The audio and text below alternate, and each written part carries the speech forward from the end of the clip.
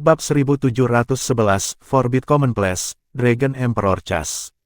Aura yang menakutkan melonjak ke titik maksimalnya segera setelah itu. Siluet bersayap 12 berwarna merah darah sudah diproyeksikan di belakangnya. Itu adalah konkretisasi pikiran. Dia tidak bisa melupakan saat dia menyaksikan 3 lawan kuat berdiri di depan ayahnya di dunia spiritual. 3 gambar pikiran mengerikan itu menyatu ke dalam tubuhnya selama pemahaman dan pengalaman esensi tombak. Sejak dia menciptakan Dragon Emperor Break dan Dragon Emperor Cut dari hukum terlarang Kaisar Naga, dia terus-menerus mencari momen yang tepat untuk menyelesaikan taktik pertempurannya yang akan menggabungkan semua keahliannya dan memadukan semua hukum menjadi satu, tapi dia bisa tidak menemukan jalan. Baru hari ini dia akhirnya menciptakan Dragon Emperor setelah memahami alam roh tombak. Peredaran esensi tombak dalam dirinya memfasilitasi pendalaman kekuatan pemahamannya segera sesudahnya. Dia perlu melepaskan hal-hal yang telah dia pegang dan pelajari dalam pikirannya hari ini. Itu adalah satu-satunya cara agar dia bisa memanfaatkan pemahaman saat ini dengan baik.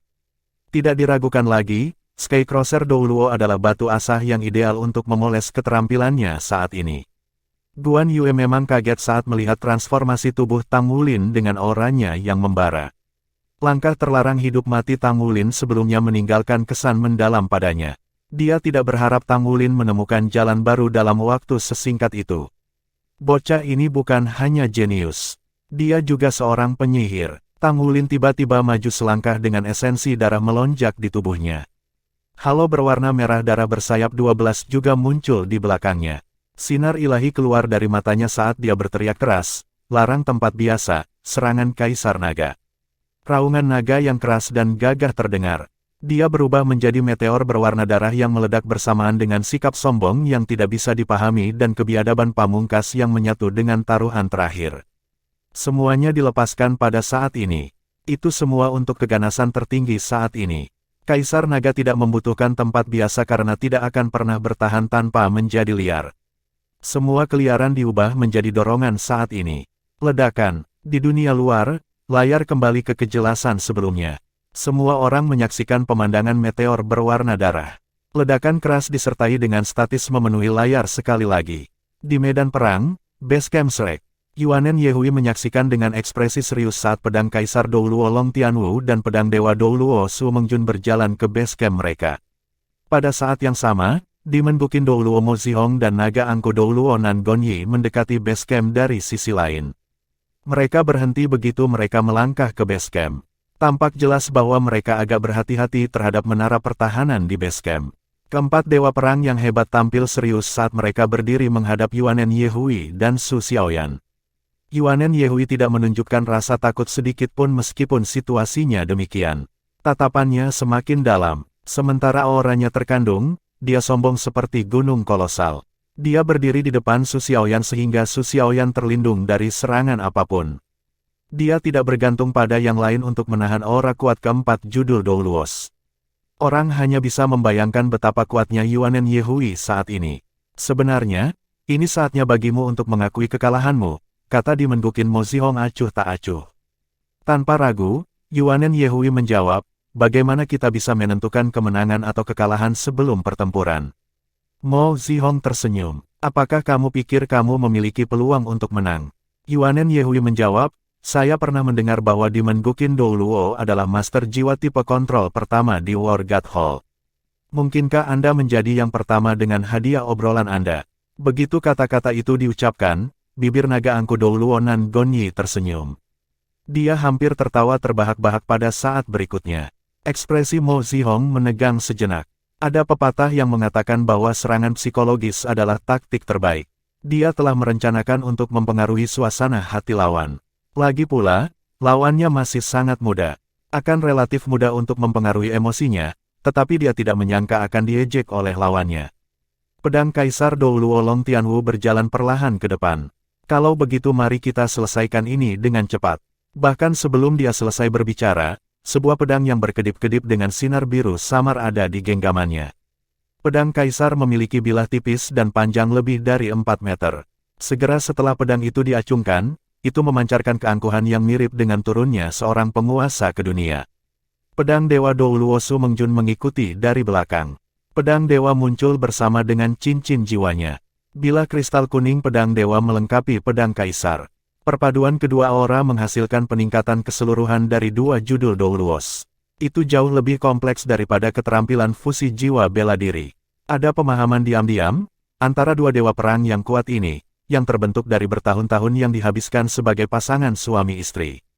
Demon Guqin Douluo Mo Zihong langsung duduk di tanah dan meletakkan Demon Guqin di lututnya. Naga angku Douluo berjalan dari samping. Dia tidak maju tetapi dia tetap berada di dekat Demon Guqin Douluo dan bertindak sebagai walinya.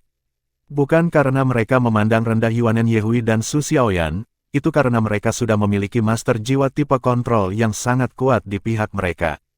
Selain itu, mereka memiliki gabungan pedang ganda limit Douluos yang terdiri dari pedang Kaisar Douluo dan pedang Dewa Douluo. Naga angku Douluo merasa dia tidak perlu bergabung lagi. Selain itu, ada satu orang dari Shrek yang belum muncul. Perannya adalah berjaga-jaga jika Sima Jinchi tiba-tiba muncul di medan perang.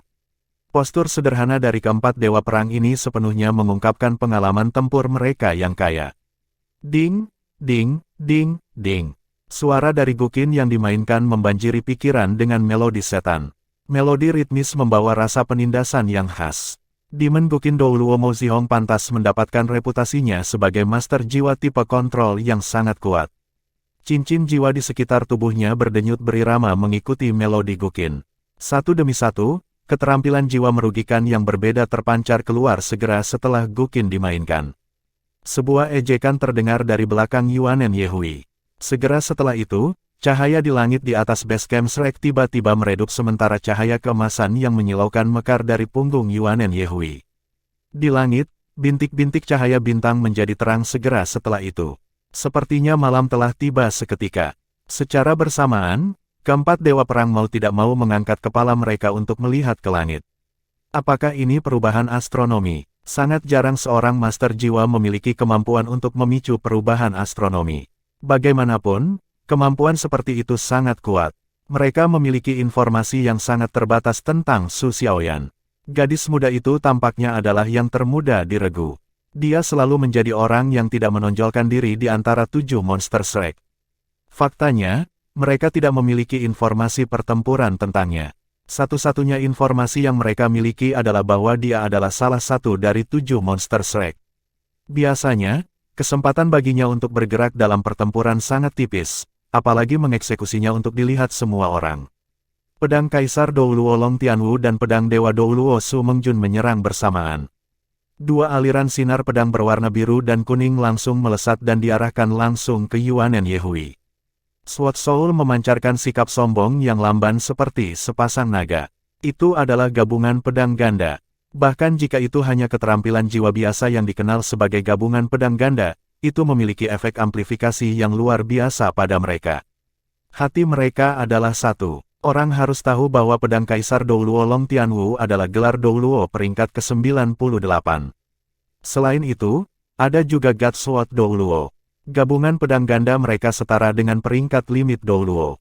Saat itulah bintang-bintang di langit tiba-tiba bersinar terang. 3 sinar cahaya bintang turun dari langit. Tak perlu dikatakan, kecepatan cahaya sangat cepat. Master jiwa tipe ketangkasan yang paling kuat mampu mencapai kecepatan suara, tapi itu tidak seberapa dibandingkan dengan kecepatan cahaya. Demon Guqin Douluo Mo Zihong merasakan seluruh tubuhnya menegang sejenak diikuti oleh jari-jarinya selanjutnya. Permainan Guqin terhenti dengan sisa melodi yang bertahan beberapa saat. 2 sinar cahaya bintang lainnya menyinari Kaisar Pedang Douluo dan Pedang Dewa Douluo. Kesombongan mereka yang agung juga telah berhenti secara bersamaan. Di sisi lain, Yuanen Yehui bergerak saat ini. Tubuhnya bergoyang sekali dan dia berada di hadapan Kaisar Pedang Douluo dan Pedang Dewa Douluo. Pada saat yang sama, dia mengayunkan tinjunya bersamaan. Serangannya diluncurkan seketika saat cahaya bintang turun dari langit. Akibatnya, Cloud Vortex Divine Pang dilepaskan saat pancaran kedua pedang meredup dan kedua judul Douluo berhenti. Kekuatan jiwa mereka melindungi mereka. Sinar pedang biru dan kuning berhenti bersinar secara bersamaan dan menangkis serangan itu. Ledakan, ledakan. Pasangan suami istri itu mundur mendengar suara 2 ledakan keras itu. Kekuatan sobek yang kuat dari Cloud Vortex Divine Pang mengakibatkan pancaran pedang mereka bergoyang di bawah benturan, terutama pedang God Sword Douluo. Layar pedangnya terkoyak sekaligus. Basis kultivasinya tidak sekuat milik Yuanen Yehui. Selain itu, Yuanen Yehui menerima amplifikasi dari naga iblis kegelapan, sehingga kekuatan jiwanya hampir mencapai peringkat Hyper Douluo dan kemampuannya sebagian besar meningkat. Bab 1712, The Giant Tremor. The Haughty Dragon Douluo tercengang saat menyaksikan pemandangan dari jauh. Apa yang terjadi? Mereka akrab dengan lokasi yang mencakup jangkauan serangan dan menara pertahanan di base camp. Oleh karena itu, Kaisar Pedang Douluo dan Dewa Pedang Douluo berhati-hati untuk tidak berada dalam jangkauan menara pertahanan ketika mereka memasuki base camp. Menurut pendapatnya, waktu mereka sempurna. Selain itu, mereka memiliki kemampuan kontrol Demon Guqin Douluo Mo Zihong untuk melemahkan lawan. Dia mengharapkan kedua lawan hanya bertahan beberapa putaran sebelum pertempuran berakhir. Namun, beberapa sinar cahaya bintang yang turun dari langit mengubah segalanya. Nyatanya, mereka bahkan tidak berhasil menyesuaikan diri dengan situasi sebelum mereka diganggu oleh cahaya bintang. Sebenarnya, Demon Guqin Douluo Mo Zihong berada dalam situasi yang paling tidak menguntungkan. Senar Guqinnya putus, jiwa bela dirinya berhenti berfungsi secara alami, dan dia terluka oleh serangan balik itu. Perasaan terhenti seolah-olah seseorang telah menekan tombol, stop, benar-benar tidak enak untuk ditanggung. Melodinya yang terus-menerus tiba-tiba rusak. Meski sesaat, dia harus memulai dari awal dan mulai dari atas. Tidak ada yang bisa dia lakukan untuk melanjutkan.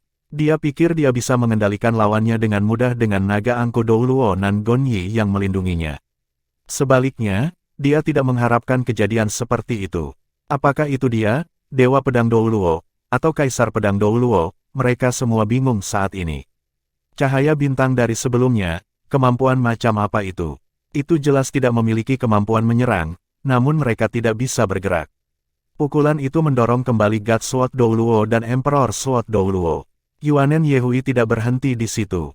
Aura di tubuhnya membengkak secara tiba-tiba, dan tubuhnya juga membesar secara instan. Dia melepaskan dua keterampilan jiwa yang hebat dari Titan Berlian dan Titan Iblis secara berurutan untuk meningkatkan auranya. Cincin jiwa pertamanya bersinar segera setelah itu untuk melepaskan kekuatan Titan. Sinar kuning melonjak di sekujur tubuhnya saat dia melemparkan pukulan ganda lagi. Pukulan dilemparkan ke arah yang berlawanan. Itu adalah pukulan ilahi Cloud Vortex. Saat dia melepaskan pukulan ganda, cahaya bintang di langit berubah sekali lagi. 3 sinar cahaya bintang turun dari langit, membidik masing-masing 3 orang. Kali ini, ketiga judul Douluo sudah disiapkan. Demon Guqin Douluo melepaskan gelombang suara ke langit yang berubah menjadi layar cahaya untuk melindungi dari cahaya bintang.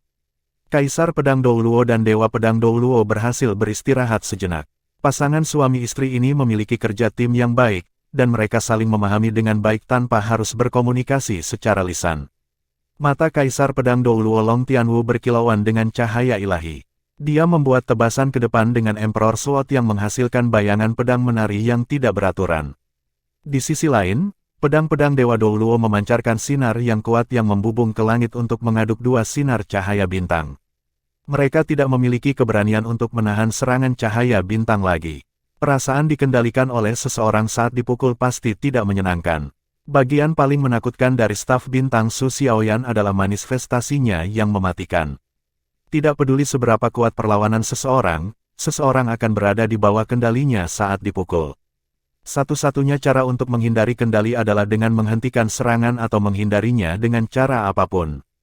Bergerak dengan kecepatan cahaya bintang hampir mustahil untuk dihindari. Karena itu, mereka perlu menggunakan keterampilan jiwa yang sangat kuat untuk menghancurkannya. Itu tidak mudah untuk memecahkan cahaya. Penetrasi cahaya bintang sangat kuat. Dengan peningkatan basis kultivasi Su Xiaoyan, lawan membutuhkan peningkatan kekuatan jiwa 3 kali lipat untuk menahan sinar cahaya bintang menyilaukan yang dilemparkan olehnya. Selain itu, ada lebih dari 3 sinar cahaya bintang yang menyilaukan. Retakan, suara yang mirip dengan kain yang robek terdengar. Pusaran itu dipotong oleh pedang Kaisar, tetapi pada saat berikutnya, Kaisar Pedang Douluo Long Tianwu merasakan semburan ledakan udara yang bergolak di depan wajahnya seketika. Pusaran beberapa saat yang lalu dapat diprediksi seperti ledakan kacau yang mengikutinya. Ketika 2 vortisitas, yang awalnya berputar kedua arah berbeda, pecah, keduanya mirip dengan 2 bom yang diledakkan. Mereka menghasilkan kekuatan ledakan yang sangat mengerikan dalam sekejap. Long Tianwu tidak punya pilihan selain menggunakan bayangan pedang untuk menaungi dirinya sendiri untuk menahan turbulensi udara yang kacau. Pada saat yang sama, Godsword Douluo sama sekali tidak mampu membantu suaminya. Bentangan besar cahaya bintang mulai turun dari langit mengikuti dua sinar cahaya bintang. Cahaya bintang melesat ke arah 4 judul Douluo seperti meriam tembak. Cahaya bintang begitu padat sehingga tidak hanya dimengukin Douluo tetapi bahkan naga angku Douluo Nan Gongyi tidak punya pilihan selain bergabung dalam serangan itu. Ia melontarkan pukulannya yang dibarengi dengan suara auman naga. Jiwa bela diri The Haughty Dragon Douluo agak aneh. Itu bukan jiwa bela diri naga sejati tetapi entitas khusus yang mirip dengan jiwa naga yang ditemui Tang Wulin di kuburan klan naga di masa lalu. Ketika jiwa bela diri naga angku Douluo terbangun, dia menerima penerimaan dari jiwa naga yang mengubah dirinya menjadi jiwa bela dirinya. Akibatnya, teknik pertarungannya tidak canggih tetapi dipenuhi dengan aura klan naga. Setiap satu dari 9 keterampilan jiwanya disertai dengan kemampuan klan naga. Namun, dia tidak mampu berubah menjadi naga sejati saat dia melepaskan avatar jiwa bela dirinya. Itu hanya kepemilikan naga yang bahkan tidak bisa menghasilkan sisik naga. Meskipun kurang dalam pertahanan kuat klan naga, tingkat spiritualnya sedikit lebih kuat daripada mereka yang memiliki jiwa bela diri naga sejati biasa. Tinjunya adalah senjata terbaiknya. Setiap pukulan yang dilemparkan berbentuk naga. Setiap kali bintang-bintang di langit berkilauan, seberkas cahaya bintang turun dan melesat ke arah salah satu dari 4 gelar Douluo. Demikian pula, bahkan Dimengukin Douluo yang merupakan master jiwa tipe kontrol merasa terkejut. Dia memiliki kemampuan kontrol yang sangat kuat. Tidak hanya sulit untuk menahan cahaya bintangnya, yang lebih penting lagi, aku pasti akan berada di bawah kendalinya jika aku terkena. Tidak apa-apa berada di bawah kendalinya, namun tim lawan memiliki master jiwa tipe serangan yang kuat. Dia tahu bahwa pasangan suami istri, Kaisar Pedang Douluo dan Pedang Dewa Douluo mengalami kesulitan menghadapi serangan lawan. Tak satu pun dari mereka yang mengira bahwa seorang master jiwa dengan kemampuan kontrol yang begitu kuat tersembunyi di antara 7 monster Shrek. Di sisi lain, kejutan itu secara langsung mempengaruhi pertempuran kelompok. Paling tidak ada yang sesederhana yang mereka bayangkan. Itu lebih rumit dari yang mereka duga. Dengan demikian, pertempuran akan berlarut-larut. Saat ini, gelombang suara ledakan keras terdengar dari kejauhan. Rupanya, suara itu dihasilkan dari tabrakan antara Tang Wulin dan Skycrosser Douluo Guan Yue. Arena berguncang sekali-sekali, dan itu mengguncang mereka sampai ke inti. Satu orang lagi dari tim lawan belum muncul di medan perang. Di sisi lain, sangat mungkin anggota baru akan ditambahkan ke tim lawan. Mereka harus menghabisi tim lawan dengan cepat. Nan Gongyi, Kaisar Pedang Douluo Long Tianwu berteriak pada Nan Gongyi. Mereka telah berteman selama bertahun-tahun, jadi kerja tim mereka sangat bagus. Tidak perlu kata-kata, Nan Gongyi juga menyadari perannya. Menurut hukum Master Jiwa, semakin kuat kemampuan kontrol Master Jiwa, semakin lemah kemampuan pertahanan dan serangannya. Cara terbaik untuk mengatasi serangan lawan adalah menghabisi Master Jiwa tipe kontrol tim lawan terlebih dahulu. Ketika Kaisar Pedang Douluo meneriakkan nama Nan Gongyi, dia mengguncang pedang Kaisar di tangannya sekali. Semburan kesadaran pedang yang kuat, berat, dan tak terbatas meledak seketika sementara cincin jiwa keenam di tubuhnya bersinar terang. Itu adalah keturunan Kaisar Pedang. Siluet seorang pria bermahkota muncul di belakang Long Tianwu. Itu turun ke atas mereka dengan sikap sombong yang tak tertandingi dari seorang penguasa seolah-olah sedang mencoba untuk menghancurkan penguasa surga yang perkasa. Pedang Kaisar membesar dan membentuk bayangan menakutkan sepanjang lebih dari 10 meter. Itu turun dari langit dan langsung menuju Yuanen Yehui. Yuanen Yehui tenang dan tenang. Cincin jiwa kelima di tubuhnya bersinar terang. Lapisan kuning dari cahaya kristal aneh menyelimuti seluruh tubuhnya dan membuatnya bersinar secara khusus. Tiba-tiba, dia meraung marah. Boom! Getaran keras meledak dari tubuhnya dengan tiba-tiba. Pada saat itu, tinggi badannya yang awalnya kurang dari 10 meter tiba-tiba bertambah menjadi 100 meter. Getaran yang mengerikan menyebar ke seluruh arena sedemikian rupa sehingga Nan Gongyi terpengaruh meskipun cukup jauh. Kaisar Douluo merasakan keturunan yang berdaulat disapu oleh badai yang dahsyat. Pedang Kaisar bergoyang dalam badai dan melambat sekaligus. Sebaliknya, Yuanen Yehui yang membesar hanya bertahan sesaat. Pada saat berikutnya, dia mengirimkan serangan Cloud Vortex Divine Pang lainnya untuk meledakkan Emperor Sword. Itu adalah keterampilan jiwa kelima Titan Giant AP yang dikenal sebagai Giant Tremor. Yuanen Yehui jarang mengeluarkan skill jiwa ini karena Giant Tremor yang asli menghabiskan banyak kekuatan jiwanya.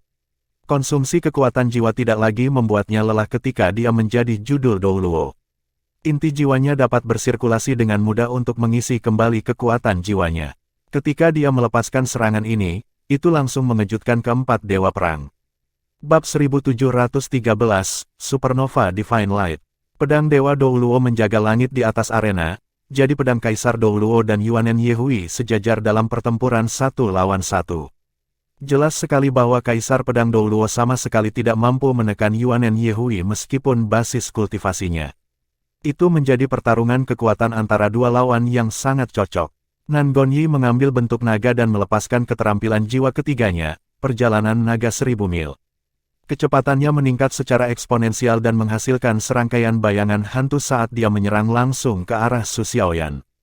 Pada saat yang sama dia menyerbu ke arah Su Xiaoyan, cincin jiwa keempatnya berkilauan.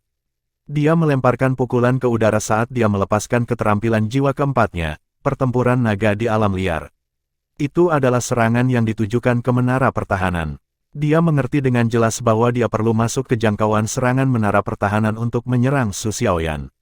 Dia melakukan upaya pencegahan untuk menghindari pengaruh Su Xiaoyan. Cincin cahaya keemasan tiba-tiba muncul di jalan yang dia ambil.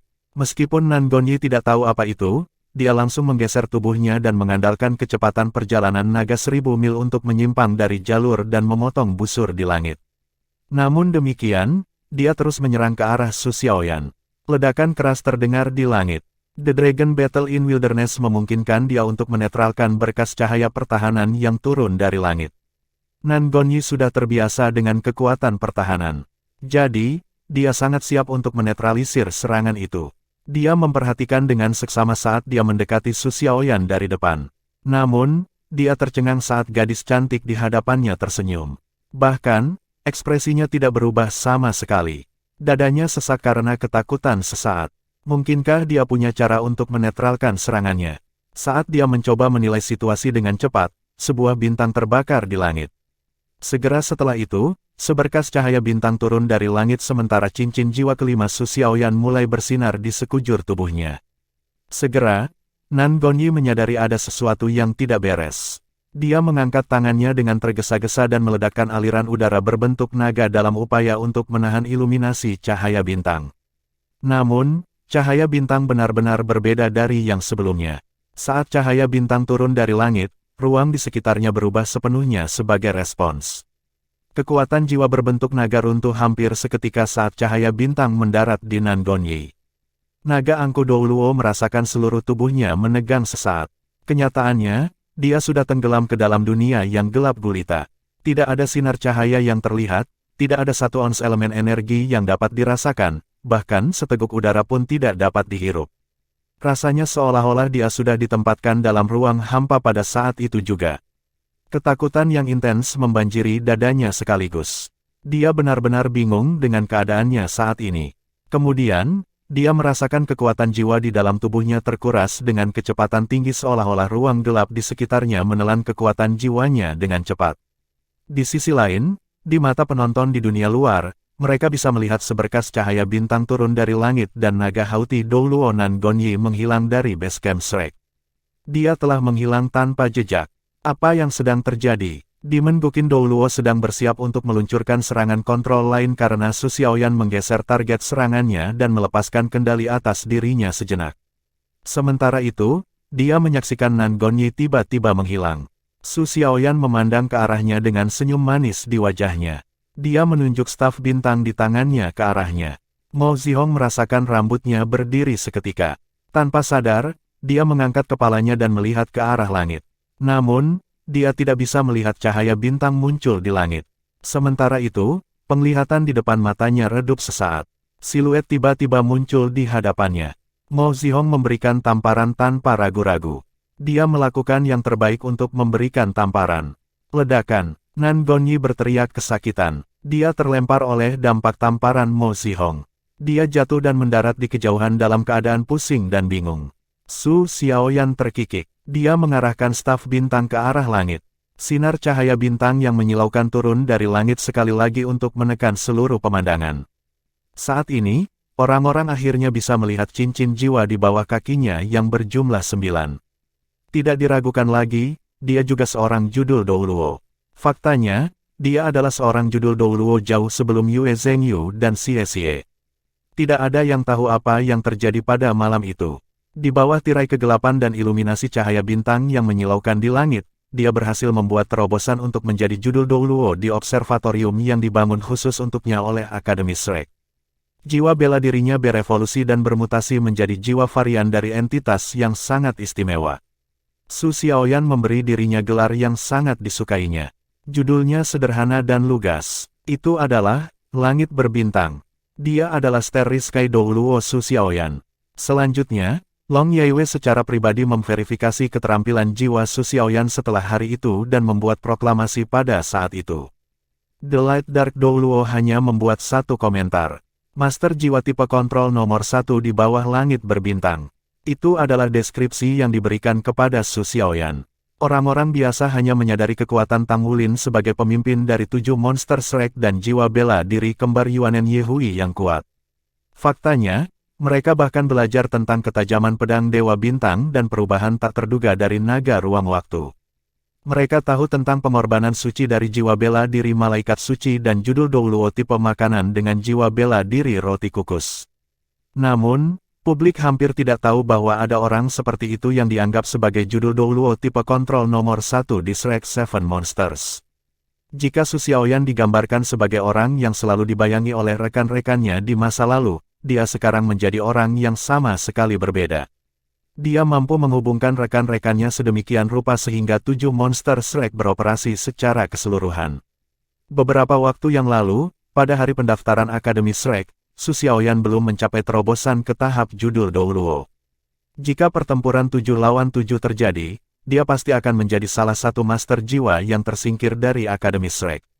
Setelah menjadi Starry Sky Douluo, dia menjadi lebih kuat dan kemampuan kontrolnya tak tertandingi. Dia mampu mengubah siang menjadi malam hanya dengan pikiran. Itu adalah keterampilan jiwa kelimanya, cahaya ilahi supernova. Itu adalah skill jiwa tipe kontrol yang sangat kuat. Dia menggunakan energi yang dihasilkan dari supernova untuk memindahkan lawan ke ruang hampa. Kekuatan lawan akan diekstraksi dalam ruang hampa dan dipindahkan ke lokasi yang ditentukan oleh Su Xiaoyan dalam jarak 100 meter. Ketika dia menggunakan staf bintangnya untuk membidik lawan sebelumnya, itu untuk mencapai tujuan seperti itu. Apa yang digunakan untuk mengukur kekuatan seseorang? Justru itu adalah tampilan kekuatan nyata seseorang. Itu adalah kekuatan yang hanya dimiliki oleh Su Xiaoyan. Cahaya ilahi supernova adalah keterampilan jiwa kelimanya. Itu dianggap sebagai keterampilan ilahi untuk master jiwa tipe kontrol. Cahaya ilahi supernova memiliki keuntungan yang menakutkan. Terlepas dari efek imobilitas absolutnya, itu juga tidak mengindahkan pertahanan musuh. Cahaya bintang di langit berasal dari keterampilan jiwa ketujuh Su Xiaoyan. Itu adalah domain langit berbintang yang mempesona. Segera setelah domain terbentuk, total 108 bintang muncul di langit malam. Sebelum semua bintang habis terbakar, Supernova Divine dapat digunakan terus-menerus. Setiap kali dilepaskan, itu akan mengakibatkan habisnya bintang. Dengan kata lain, Su Xiaoyan dapat memanfaatkan cahaya ilahi supernova sebanyak 108 kali. Sebelum dia menghabiskan semua 108 upaya, sama sekali tidak mungkin bagi siapapun untuk menyakitinya. Dengan mengandalkan amplifikasi Dazzling Starry Sky Domain selain skill jiwa ketiganya, cahaya bintang Dazzling dan skill jiwa kelimanya, cahaya ilahi supernova, dia bisa mengendalikan seluruh pertempuran. Meskipun hanya ada Yuanen Yehui di medan perang selain dirinya saat ini, dia tidak takut. Untuk pertama kalinya, Starry Sky Douluo Su Xiaoyan menampilkan kemampuan kontrol tertingginya kepada orang-orang di dunia. Kalahkan dia dengan segala cara. Gagasan itu muncul di benak Mo Zihong saat ini. Gadis muda tipe kontrol benar-benar menakutkan. Dia bisa memahami betapa kuatnya kemampuan kontrol lawan karena dia juga seorang master jiwa tipe kontrol. Kemampuan kontrol yang begitu kuat belum pernah terjadi sebelumnya. Ia harus menghabisi lawan dengan cepat. Kalau tidak, mereka akan berada dalam masalah besar dalam pertempuran ini. Dia mengenakan baju perangnya secara instan dan melepaskan domain baju perangnya tanpa ragu sedikitpun. Ritme merdu yang dalam terdengar bergema di seluruh adegan sedemikian rupa sehingga segala sesuatu di base camp yang luas melambat. Ritme merdu yang dihasilkan oleh domain tidak dapat dipatahkan dengan cara apapun. Itu tidak dapat dihentikan bahkan jika Mo Zihong berada di bawah kendali orang lain. Secara bersamaan, Demon Guqin Mo Zihong meledak. Jari-jarinya terus memetik senar Demon Guqin. Riak gelombang suara meledak dan menghancurkan cahaya bintang secara berurutan. Dengan penguatan armor perangnya, cahaya bintang yang ditembakkan ke God Sword Douluo dan Emperor Sword Douluo di kejauhan juga dilawan. Bab 1714, The Reserve Starry Sky Douluo. Dia mencoba menciptakan peluang untuk God Sword Douluo dan Emperor Sword Douluo. Dia akan mengalahkan Yuanen Yehui atau Su Xiaoyan dari pihak lawan. Douluo yang angkuh sudah berdiri. Dia menyadari apa yang terjadi padanya sebelumnya, jadi dia menyerbu ke arah Su Xiaoyan sekali lagi tanpa ragu sedikitpun. Kali ini, dia melepaskan baju perangnya dan berjalan menuju Su Xiaoyan dalam sekejap, dengan kecepatan yang jauh lebih cepat dari sebelumnya. Menara pertahanan basecamp menembakkan sinar cahaya lain ke arah Douluo Naga Hauti, sementara kontrol Demon Guqin Douluo memiliki beberapa efek pada Su Xiaoyan sehingga peningkatan staf bintangnya diperlambat. Naga angku Douluo Nan Gonyi sangat gembira. Meskipun kemampuan Master Jiwa tipe kontrol sangat kuat, Master Jiwa itu sendiri sangat rapuh. Jika dia entah bagaimana bisa melancarkan serangan padanya, maka itu akan menjadi akhir dari pertempuran untuk Su Xiaoyan. Ekspresi Su Xiaoyan mengungkapkan bahwa dia ketakutan. Nan Gonyi melanjutkan serangan ganasnya tanpa ragu-ragu. Kemudian, dia menyaksikan Su Xiaoyan menggelengkan kepalanya dengan lembut. Ekspresi frustrasi terlihat di wajahnya yang menawan. Apakah dia frustrasi karena dia akan kalah? Nan Gonyi merenungkan pemikiran itu. Namun di saat berikutnya, dia memiliki ekspresi beku di wajahnya. Itu karena dia dapat dengan jelas melihat bahwa siluet Su Xiaoyan berkilauan dengan bayangan yang tumpang tindih. Dia bergerak dengan cepat dan terpisah lebih jauh di saat berikutnya. Apa-apaan ini? Itu adalah teknik Sekte Tang, jalur membingungkan bayangan hantu. Kemudian, dia menyaksikan Su Xiaoyan tersenyum akrab, sama seperti sebelumnya. Senyum Su Xiaoyan penuh ejekan saat melihat senyumnya. Kemudian, sinar cahaya turun dari langit sekali lagi. Kali ini, itu ditujukan bukan pada Nan Gonyi atau Demon Guqin Mo Zihong, tapi di sisi lain.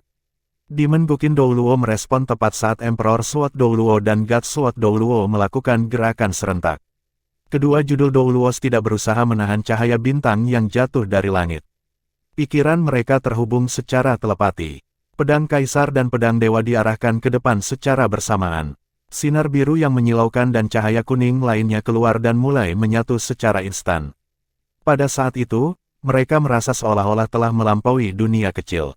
Kekuatan jiwa mereka menghasilkan dengungan yang aneh. Seluruh tubuh Kaisar Pedang Douluo Long Tianwu mekar dengan kecemerlangan yang mencolok saat tubuhnya dibalut baju perang 3 kata. Dia mencapai bentuk puncaknya dalam sekejap. Ilusi Kaisar muncul di belakang punggungnya dan aura keturunan penguasa muncul sekali lagi. Bagian yang luar biasa adalah bahwa Kaisar juga memancarkan aura yang sangat kuat. Aura menyatu ke dalam tubuh Long Tianwu sepenuhnya. Aliran pancaran keluar dari dahinya ke langit. Pancaran biru jernih mengubah langit menjadi biru dengan sinar matahari yang cerah di atas kepalanya sebelum berevolusi menjadi aura yang benar dan cerah. Pedang Dewa Douluo Su Mengjun diselimuti cahaya kuning yang mirip dengan Dewi yang turun dari surga. Dia mengenakan baju besi pertempuran 3 kata dengan cara yang sama dan dalam kondisi puncak. Seorang wanita mengenakan kostum istana dan dikelilingi oleh awan abadi muncul samar di belakangnya. Pesonanya yang seperti Dewi terbentuk secara alami ketika pancaran kuning berubah menjadi warna emas yang jernih. Pedang Kaisar dan pedang Dewa menyatu menjadi satu dan meledak dengan aura yang luar biasa dan kuat. Saat Kaisar dan Dewi bergandengan tangan, semua yang ada di sekitarnya berubah seketika. Aura mengerikan segera dilepaskan ke titik maksimalnya. Kedua pedang itu bergabung dan berubah menjadi pedang raksasa biru emas. Itu memantulkan kecemerlangan yang cemerlang ke sekitarnya. Itu adalah keterampilan fusi jiwa bela diri mereka. Itu adalah pedang Kaisar Dewa Tianwu Mengjun. Karena pengalaman tempur mereka yang kaya, mereka merasa bahwa mereka mungkin bisa membalikkan keadaan. Kedua judul Douluo ini membuat keputusan untuk segera melepaskan keterampilan fusi jiwa bela diri mereka. Mereka ingin memanfaatkan kesempatan untuk menyapu bersih medan perang dan mengalahkan tim lawan Yuanen Yehui. Tidak peduli seberapa kuat kemampuan kontrol Su Xiaoyan, dia masih hanya master jiwa tipe kontrol. Akan jauh lebih mudah untuk mengakhiri pertempuran saat dia ditinggalkan sendirian. Ketika pedang Kaisar Dewa Tianwu Mengjun dilepaskan, bahkan orang-orang seperti Douluo Laut Tanpa Batas dan Skycrosser Douluo harus menghindari ketajaman dan serangan baliknya dari samping. Saat dia dihadapkan oleh lawan yang kuat, sepotong demi sepotong baju perang menutupi tubuh Yuanen Yehui. Saat ini, hanya Su Lizhi yang memiliki satu set lengkap armor perang 4 kata di antara 7 monster Shrek. Yuanen Yehui tidak. Namun, lapisan baja, pauldron, dan rok pertempurannya telah selesai. Dia punya helm juga. Faktanya, kedua fambracenya telah dibuat, hanya menyisakan armor perang untuk kakinya. Meskipun demikian, set armor perang 4 kata miliknya tetap tidak lengkap. Dalam keadaan seperti itu, apakah dia benar-benar mampu menahan pedang Kaisar Dewa Tianwu Mengjun? Jawabannya jelas. Namun, pada saat inilah bintang lain terbakar di langit dan berubah menjadi sinar cahaya yang jatuh dari langit.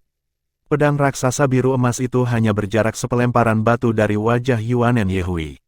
Yuanen Yehui merasakan aura menakutkan membekukan garis keturunannya meskipun basis kultivasinya dan pertahanan baju perang 4 kata miliknya. Sementara itu, Demon Saber Gale Sima Jinchi akhirnya tiba. Dia baru saja melangkah ke pangkalan dengan baju perangnya ketika dia melihat pedang Dewa Kaisar Tianwu Mengjun menyerang Yuanen Yehui. Sistem teleportasi War God Battlefield sudah dihidupkan. Itu akan memindahkan Yuanen Yehui keluar dari medan perang segera setelah merasa bahwa dia terlalu lemah untuk menahan pertempuran. Itu akan memastikan bahwa dia dipindahkan untuk mencegah paparan yang mengancam jiwa. Namun, pada saat ini, cahaya bintang telah turun dari langit dan mendarat tepat pada operator yang sepenuhnya menyatu dari pedang Dewa Kaisar Tianwu Mengjun yang telah berubah menjadi bayangan cahaya. Cahaya biru emas tiba-tiba berubah. Itu berubah dari biru emas awal menjadi warna emas. Bayangan cahaya telah berubah dari keadaan ilusi menjadi bentuk nyata dan mengungkapkan ekspresi bingung God Sword Douluo. Bagaimana mungkin Yuanen Yehui melewatkan kesempatan itu? Armor perang yang terbungkus di tubuhnya tampak hidup. Cahaya kuningnya yang dalam diubah menjadi entitas seperti rawa. Sebuah tangan besar muncul dari udara tipis. Itu adalah pegangan Titan. Terdengar, dentang, yang renyah. Pedang dewa sudah dalam genggamannya. Dia mengandalkan ketangguhan armor perang 4 kata miliknya untuk menahan ketajaman dengan paksa. Su Mengjun merasa pedangnya dicelupkan ke dalam wadah pengecoran perunggu. Dia belum mencapai peringkat Hyper Douluo dilihat dari basis kultivasinya. Bagaimana Yuanen Yehui bisa menjadi lawannya yang layak dalam pertarungan 1 lawan 1. Kemudian, dia menyaksikan sosok raksasa Yuanen Yehui menyerbu ke arahnya seolah-olah Yuanen sedang mencoba untuk menghancurkannya. Oh tidak, pikiran itu muncul di benak Su Mengjun saat dia melonggarkan cengkeramannya pada pedang dewa.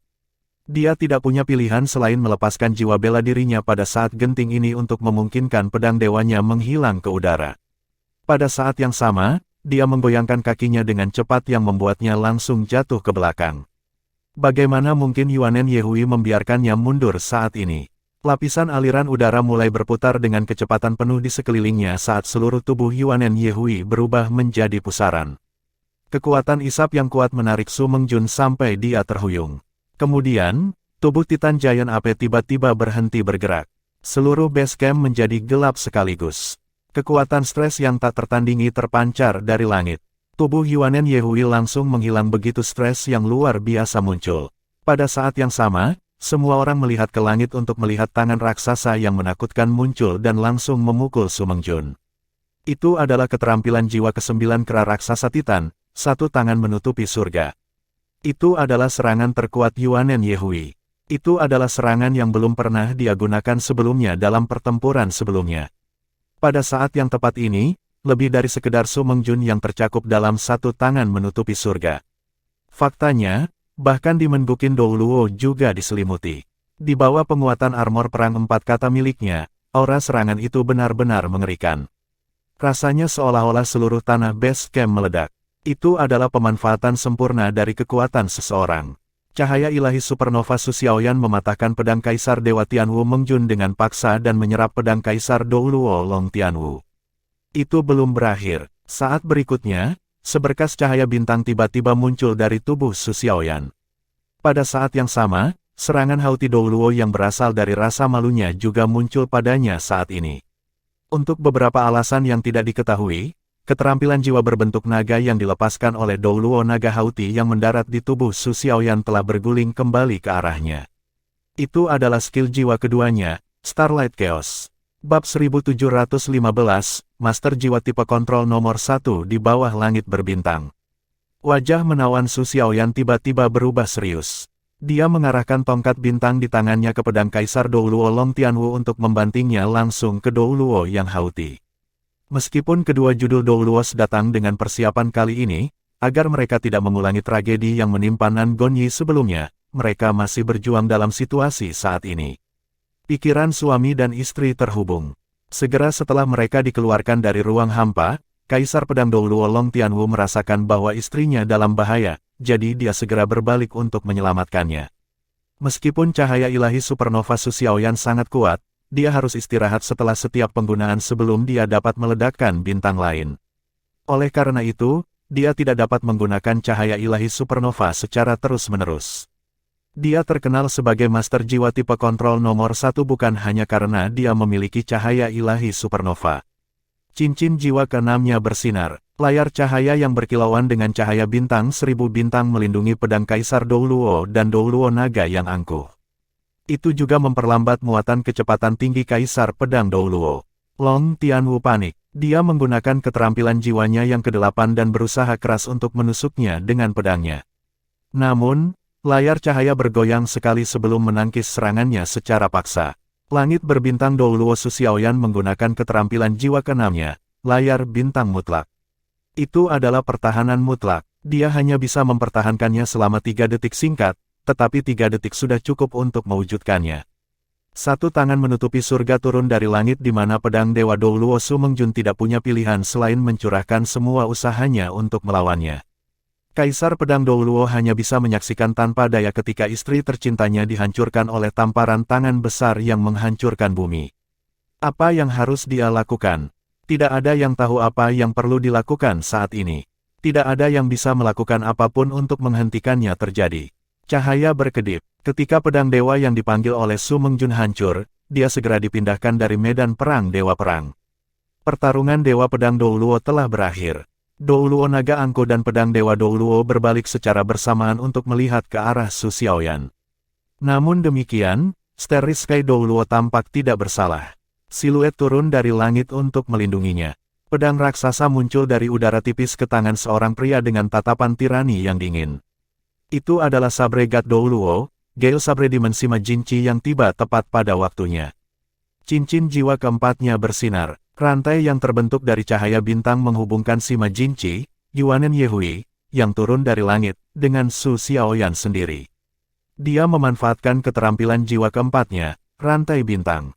Pertahanan mereka ditingkatkan, mulut iblis Bukin Mo Zihong melebar karena terkejut. Dia tidak bisa menahan kesedihan yang dia rasakan muncul dari dadanya. Perubahan situasi yang tiba-tiba membuatnya bingung. Sebelum mereka bisa melakukan apapun, salah satu anggota mereka sudah tersingkir. Faktanya, mereka bahkan belum menggunakan 30% dari kekuatan mereka.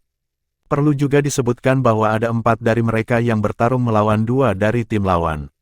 Bagaimanapun, orang lain bergabung dengan tim lawan saat ini.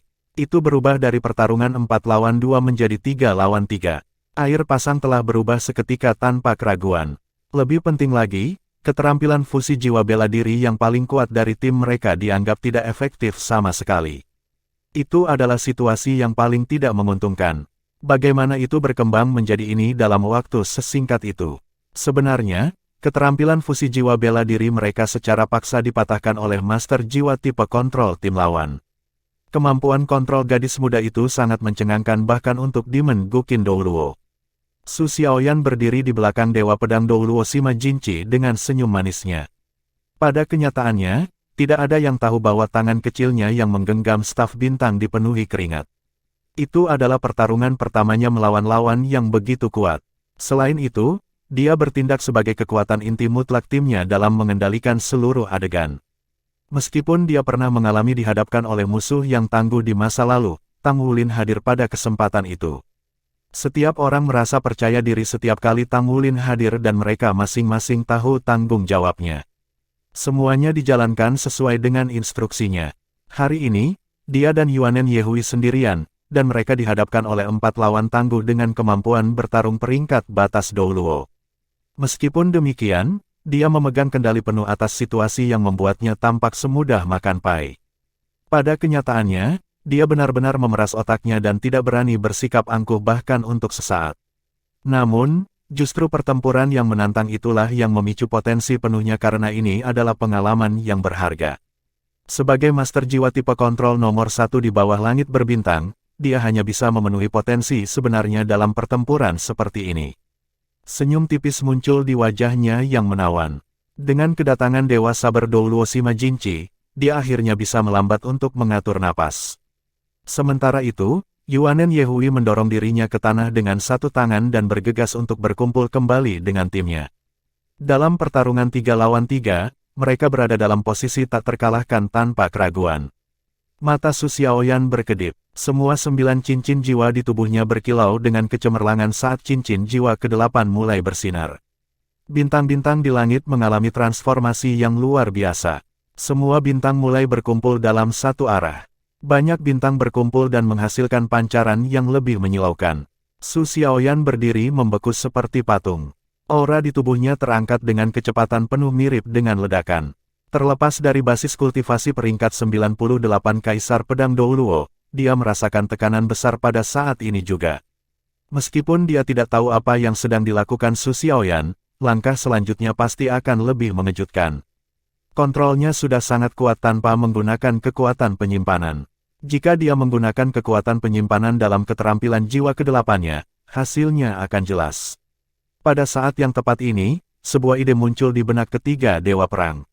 Skycrosser Douluo muncul di benak saya. Jika saja Guan Yue bisa datang tepat waktu untuk membantu mereka setelah mengalahkan Tang Wulin, mungkin mereka bisa memenangkan pertempuran ini. Sementara itu, lolongan panjang terdengar di kejauhan. 2 siluet terbang dari kejauhan mirip dengan 2 meteor melesat dan mendarat di depan mereka. "Tolong hentikan, Xiaoyan." Suara Tang Wulin terdengar. Orang-orang memusatkan perhatian mereka dan menyadari bahwa keduanya adalah Kaisar Naga Douluo Tang Wulin dan Skycrosser Douluo Guan Yue. Saat ini, mereka tampak dalam keadaan acak-acakan dengan banyak bagian dari baju perang mereka rusak. Bahkan ada beberapa kerusakan pada armor perang 4 kata Guan Yue, sementara Tang Wulin tampak kelelahan dan pucat pasi. Itu adalah pertarungan 4 lawan 4 sekarang. Su Xiaoyan segera berhenti memulai kekuatan penyimpanannya. Dia kemudian menghubungkan rantai bintang ke tubuh Tang Wulin untuk menghubungkan mereka berempat menjadi satu. Tang Wulin melambaikan tangannya dan berbalik untuk berbicara dengan Guan Yue, "Yang mulia, kita sama-sama cocok dalam pertempuran hari ini. Mengapa kita tidak menyebutnya sehari saja?" Guan Yue mengangguk dan mengumumkan kepada banyak dewa perang, untuk mencegah cedera lebih lanjut, pertempuran hari ini telah berakhir. Saat dia berbicara, dia mengangkat tangannya dan memutar pengontrol di telapak tangannya. Aliran sinar turun dari langit dan mendarat pada 8 orang secara individu untuk memindahkan mereka keluar dari sistem. Aliran cahaya berkilauan. Pada saat berikutnya, kelompok itu telah kembali ke War God Hall. Seluruh adegan mati sunyi setelah penampilan mereka. Suasana hampir tampak membeku. Pada saat berikutnya, grup dari Akademi Shrek bereaksi terlebih dahulu terhadap situasi tersebut. Yue Zhengyu menyerbu ke arah Su Xiaoyan. Dengan gerakan cepat, dia mengangkatnya sekaligus. Mereka berputar-putar 2 kali di udara. "Waifi, kamu luar biasa." Yue Zhengyu menyeringai dari telinga ke telinga. Sebenarnya, dia tidak tahu bahwa kemampuan kontrol Su Xiaoyan telah mencapai tingkat yang mengerikan. Su Xiaoyan berbicara dengan lembut, "Baiklah, turunkan aku. Ada banyak orang yang mengamati kita." Yue Zhengyu menempatkannya di tanah sambil tersenyum. Dia mengambil tangan kecilnya dan memegangnya. Di sisi lain, Xie menuju ke Yuanen Yehui. Dia mengulurkan tangannya untuk memeluknya tetapi ragu-ragu sejenak. Sebaliknya, dia ditarik oleh Yuanen Yehui di mana dia meletakkan lengannya di atas bahunya. Dia memandang Su Xiaoyan yang mirip dengan wanita pemalu dan penyayang di sisi lain. Xie tidak bisa menahan perasaan sedih di hatinya. Mengapa situasinya terbalik di pihakku? Namun, ketika dia berpikir tentang jiwa bela diri kera raksasa Titan Yuanen Yehui yang kuat dan satu tangannya menutupi surga sebelumnya, dia menelan seteguk air liur tetapi tidak berani menunjukkan ketidakpuasan sedikit pun dalam ekspresinya. Bab 1716, menuju ke tingkat 16. Banyak dewa perang berdiri dalam barisan di belakang Skycrosser Douluo Guan Yue. Guan Yue memandang Tang Wulin dan rekan-rekannya dengan emosi campur aduk. Dia menghela napas lembut. Mulai hari ini, generasi 7 monster Shrek Anda dianggap sudah dewasa. Tang Wulin tersenyum dan mengangguk memberi hormat kepada banyak dewa perang di hadapannya. Dia tidak akan menyebutkan bimbingan Guan Yue atau berterima kasih kepada Guan Yue di depan semua orang. Spar telah berakhir. Anda memiliki wewenang untuk menjelajah lebih dalam sekarang. Nanti, saya akan membawa Anda semua untuk memasuki level yang lebih dalam dari War God Hall. Kemampuanmu telah diuji, tapi masih ada ujian lain yang menunggumu. Guan Yue berkata kepada Tang Wulin dengan tatapan penuh arti. Kemudian, dia membuat gerakan mengundang ke arah kerumunan. Saat ini, kerumunan dari Shrek sangat bersemangat. Mereka telah menang dan mereka tahu itu. Meskipun hasil dari banyak putaran pertempuran terkait dengan bagian terakhir dari ujian, mereka cukup percaya diri untuk melakukan pertempuran secara nyata. Selain Tang Wulin, tidak ada yang mengetahui kemampuan Guan Yue. Oleh karena itu, mereka berpikir bahwa mereka telah menang. Itu menandakan pemberontakan Shrek. Itu adalah pemberontakan nyata untuk Bud. Semua dewa perang ditekan oleh mereka termasuk beberapa dewa perang berpangkat tinggi di depan. Apakah itu arhat tubuh emas Aruheng atau tubuh emas tahan bocor, atau bahkan keterampilan kontrol nomor 1 Su Xiaoyan di bawah langit berbintang, War God Hall benar-benar terkejut. Sejak saat ini dan seterusnya, generasi 7 monster Shrek ini telah mencapai tingkat teratas dunia master jiwa. Mereka benar-benar sudah dewasa seperti yang disebutkan oleh Skycrosser Douluo. Orang dapat membayangkan bahwa dalam waktu dekat ketika semua orang dari mereka mengenakan baju perang 4 kata, Shrek pasti akan tiba di era yang makmur. Dinding retak terbuka untuk mengungkapkan jalan. Di bawah bimbingan Guan Yue, orang-orang mengikuti dewa perang ke tempat lain. Banyak dewa perang di War God Hall belum pulih dari keterkejutan. Meski merasa bandel di hati mereka, mereka tidak punya pilihan selain mengakui bahwa semua yang telah terjadi adalah nyata dan orang-orang dari Shrek benar-benar kuat. Ling Zichen terbangun dari keadaan sebelumnya. Dia tampak agak pendiam sekarang. Tang Wulin mentransmisikan suaranya untuk menanyakan kabarnya dan dia menjawab bahwa dia baik-baik saja. Ini bukan waktu yang tepat bagi Tang Wulin untuk berbicara dengannya. Dia menyadari bahwa itu adalah pukulan telak baginya ketika dia gagal melawan iblis Guqin Douluo. Direktur Ling yang arogan tentu saja merasa pahit sekarang. Itu adalah hal yang baik karena seseorang hanya bisa meningkat setelah mengalami kemunduran. Karena itu, Tang Wulin tidak mencoba berbicara dengannya lagi. Dia memutuskan bahwa mereka akan mendiskusikannya lebih lanjut setelah meninggalkan tempat ini. Selain itu, mereka memiliki tugas penting lainnya. Skycrosser Douluo Guan Yue terhenti sementara dewa perang lainnya berdiri di sisinya. Guan Yue melihat Asiatic Apple Douluo dan bertanya, "Mengshan, apakah kamu akan tinggal bersama kami untuk saat ini atau bergabung dengan mereka?" Si Mengshan melirik Aruheng di sisinya dan menjawab, "Saya bergabung dengan mereka." Begitu dia memberikan jawabannya, dewa perang lainnya menunjukkan ekspresi yang agak tidak menyenangkan di wajah mereka. Itu menandakan bahwa hati Asiatic Apple Douluo ada bersama yang lain. War God Hall tidak pernah ketat dengan peraturannya karena itu adalah organisasi di bawah yurisdiksi parlemen. Keputusan untuk pergi tidak pernah menjadi masalah. Selama orang tersebut mematuhi perintah pendaftaran, organisasi tidak akan pernah mengendalikan pernikahan dewa perang. Sejumlah dewa perang memahami situasi si Mengshan. Lagi pula, bukanlah tugas yang mudah bagi Apple Douluo Asia untuk menemukan pasangan hidup. Sekarang dia akhirnya menemukan seseorang, mereka bahagia untuknya.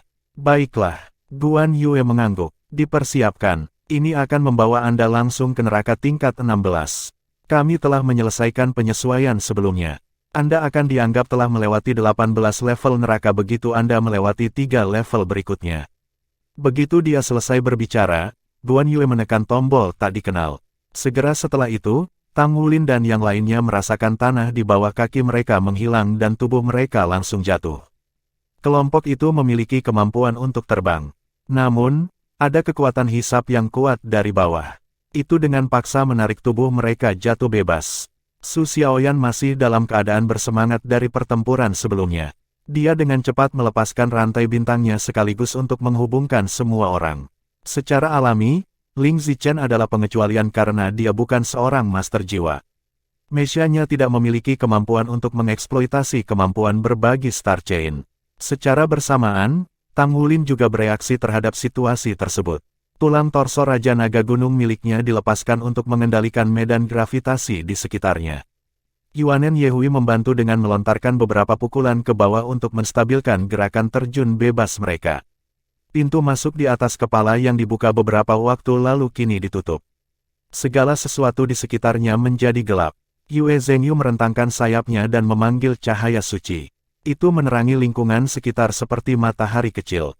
Sepertinya mereka berada di sebuah gua. Itu mengingatkan Tang Wulin pada lorong jurang di masa lalu karena dindingnya diukir dengan semua jenis lurik sirkuit jiwa. Satu-satunya perbedaan adalah bahwa ada kekuatan hisap yang sangat kuat yang datang dari bawah yang menarik mereka terus-menerus hingga terjun bebas. Mereka turun selama hampir 2 menit sebelum kekuatan hisap melemah. Akhirnya, orang-orang bisa melihat tanah di bawah mereka diterangi oleh tubuh Yue Zhengyu. Lebih tepatnya, tanah tampak seperti permukaan air karena mereka bisa mendengar suara gemercik air saat mendekati dasarnya. Air beriak dengan penuh semangat yang berarti itu adalah genangan air yang mengalir. Tang Wulin melihat ke arah rekan-rekannya. Xie mengambilnya sendiri. Aku akan pergi karena aku bisa berenang. Saat dia berbicara, pancaran mekar di tubuhnya yang membuatnya bergantian antara ilusi dan kenyataan. Dia langsung menyelam ke dalam air. Rantai bintang terhubung ke punggungnya untuk memastikan keselamatannya. Yang lainnya melayang di atas air. Kekuatan hisap telah hilang sama sekali saat itu. Sepertinya mereka harus menyeberangi sungai bawah tanah untuk sampai ke tingkat ke-16 War God Hall. Menurut kecepatan dan durasi kejatuhan kita seharusnya tiba di bawah gunung daripada berada di tengahnya. Sungai bawah tanah harus terhubung ke sungai di luar dilihat dari kecepatan aliran air tanah. Kalau tidak salah, di daerah pegunungan Barat Minggu terdapat sungai yang terbentuk dari air glasial, dan dikenal dengan nama Sungai Ming. Mengalir ke arah barat daya sampai ke laut. Ling Zichen yang sebelumnya diam akhirnya angkat bicara. Sebagai seorang ilmuwan, dia terbiasa membuat penilaian berdasarkan data yang dikumpulkan. Tidak butuh waktu lama sebelum plop terdengar. Xie keluar dari air dan mengguncang tubuhnya untuk mengeringkan dirinya. Ada sungai di bawah air. Ini sangat panjang. Saya berenang ke depan sekitar 1000 meter, tetapi saya tidak melihat ujungnya. Itulah batas rantai bintang. Aku takut kalian semua akan khawatir, jadi aku kembali. Berdasarkan situasi saat ini, tidak berbahaya di sungai, dan saya tidak melihat tanda-tanda jiwa binatang. Satu-satunya hal adalah saya tidak tahu berapa lama sebelum kita bisa mencapai pintu keluar.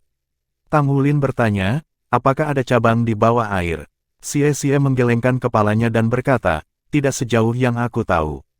Sungai bawah tanah mengalir dalam garis lurus sampai ke kejauhan. Satu-satunya masalah kami adalah udara.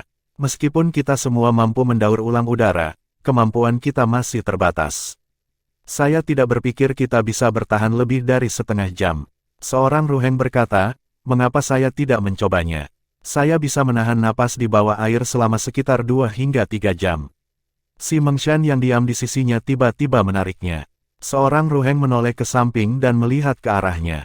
Semua orang termasuk Aruheng tidak berpikir untuk bertanya kepada si Mengshan tentang tempat ini.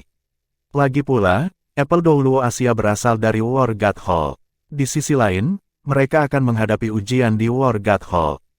Tidak diragukan lagi, itu akan mempersulit si Mengshan jika mereka bertanya padanya sekarang. Oleh karena itu, semua orang mengerti alasan untuk tidak bertanya padanya. Sebaliknya, mereka memutuskan untuk mengandalkan penilaian mereka sendiri. Seorang Ruheng menatapnya dengan tatapan bertanya. Bab 1717, Penolak Air Tang Wulin.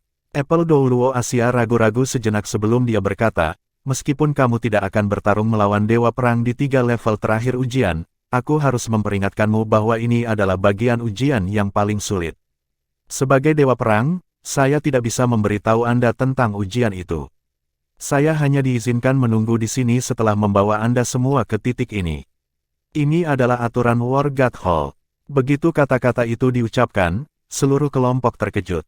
Si Mengshan tidak mengungkapkan apapun, tapi dia sebenarnya memperingatkan mereka bahwa sungai bawah tanah itu berbahaya. Apalagi, dia menyindir bahwa itu akan menjadi ancaman bagi mereka. Itu karena dia tahu kemampuan mereka. Namun demikian, dia masih memilih untuk memperingatkan mereka dalam keadaan seperti itu. Jika tidak, keselamatan mereka akan terganggu. Seorang Ruheng telah menyebutkan sebelumnya bahwa tidak masalah baginya untuk berenang di bawah air selama 2 hingga 3 jam. Meski begitu, itu masih dianggap berbahaya seperti yang dia isyaratkan. Makanya, bahayanya bukan karena lamanya berenang. Adapun jenis bahayanya, dia tidak merinci lebih jauh. Jelas bahwa dia menahan diri untuk tidak mengungkapkan terlalu banyak. Tang Wulin mengangguk. Baiklah, terima kasih telah melalui kesulitan untuk menunggu di sini. Kita akan menuju ke air bersama. Murid senior, tolong tutupi bagian belakang sementara saya memimpin di depan. Xiaoyan, tetap di tengah. Kalian semua akan tetap di tengah dan membantu melindungi Xiaoyan. Si Mengshan memandang Tang Wulin dengan heran. Kesannya tentang Tang Wulin adalah bahwa dia bukan orang yang sembrono. Mengapa dia memilih untuk memasuki sungai dengan seluruh kelompok di belakangnya meskipun ada petunjuk sebelumnya? Dia tidak bisa membantu mengungkapkan ekspresi paniknya. Dia hendak mengatakan sesuatu, tetapi dia merasa sulit untuk mengucapkan kata-kata itu. Dia telah melanggar beberapa aturan saat mengikuti regu dari Shrek. Seandainya bukan kelonggaran Skycrosser Douluo, dia tidak akan diizinkan berada di sini sama sekali. Jelas, dia tidak diizinkan untuk menguraikan lebih jauh dan mengungkap rahasia War God Hall. Seorang Ruheng terkekeh dan meremas bahunya dengan lembut. Dia berkata, jangan khawatir. Murid adik laki-laki saya tidak pernah melakukan apapun yang dia tidak yakin. Anda hanya melihat puncak gunung es. Ayo pergi, murid saudara junior. Tang Wulin mengangguk memberi hormat ke arah Si Mengshan. Dia kemudian melompat ke sungai. Sementara itu, Si Mengshan menyaksikan pemandangan yang aneh. Tepat pada saat Tang Wulin memasuki air, sungai itu terbelah dengan sendirinya seolah memberi jalan bagi Tang Wulin. Dia jungkir balik di udara dan mendarat dengan kuat di tanah di bawah air. Sungai bawah tanah itu sangat dalam. Kedalamannya lebih dari 10 meter di pintu masuk. Namun, rasanya seolah-olah ada ruang terbuka di sungai setelah kedatangan Tang Wulin. Apa? Jelas bahwa dia tidak mendesak kekuatan jiwanya. Dia juga tidak menggunakan alat apapun. Faktanya, perangkat jiwa berskala besar tidak dapat digunakan di sini. Orang-orang lainnya mengikuti. Satu persatu, mereka memasuki sungai bawah tanah setelah Tang Wulin. Yuanen Yehui dan Yue Zhengyu mengikuti Tang Wulin di kedua sisinya. 3 master jiwa tipe serangan membuka jalan di depan. Su Xiaoyan, Ling Zichen, dan Xie Xie ada di belakang mereka. Ling Zichen dan Xie Xie melindungi Su Xiaoyan yang terjepit di antara mereka. Gale Saber Dimensi Majinchi dan Bodi Douluo Aruheng bertugas membawa bagian belakang. 8 dari mereka mempertahankan formasi 3-3-2 saat mereka maju dengan kecepatan penuh. Mereka tercengang ketika air di sekitarnya dengan diameter 5 meter, dengan Tang Wulin di tengahnya, telah lenyap sama sekali. Air sengaja menghindari Tang Wulin. Itu bergerak sesuai dengan Tang Wulin. Dasar sungai bawah tanah adalah permukaan batu yang tidak rata. Mereka berjalan dengan kecepatan tetap. Dengan ruang di sekitar mereka tanpa air, ada cukup udara yang akan bertahan cukup lama bagi mereka. Xie Xie adalah satu-satunya orang yang memahami situasinya sementara yang lainnya terkejut. Di antara 7 monster Shrek, mereka yang paling lama bersama Tang Wulin sangat terkejut. Mereka berpikir bahwa mereka mengenal Tang Wulin dengan cukup baik, tetapi mereka tidak menyangka dia memiliki kemampuan seperti itu. Dia pada dasarnya adalah penolak air. Tang Wulin tidak menjelaskan banyak saat dia mengangkat tangan kanannya untuk memanggil tombak naga emas ke dalam genggamannya. Dia berjalan maju dengan langkah panjang dan mempertahankan kecepatan lari orang biasa. Yue Zhengyu mengangkat tangan kanannya dan menunjuk ke depan. Sekelompok pita cahaya ditembakkan untuk menerangi sungai di depan. Cahaya sucinya tampak aneh dan keluar dari dunia karena pembiasan air saat mereka berada di sungai bawah tanah. Tidak butuh waktu lama sebelum Xie Xie berkata dari belakang, aku berada di tempat ini tadi. Saya tidak tahu situasi di luar sini. Harap berhati-hati, kakak. Petik 2. Tang Wulin mengangguk dan memperlambat kecepatan berjalannya. Pada saat yang sama, dia melepaskan kekuatan spiritual penuhnya dan membiarkan indera dan persepsinya menyebar ke kejauhan. Mengapa bagian air untuknya secara alami? Itu karena dia adalah putra Dewa Laut.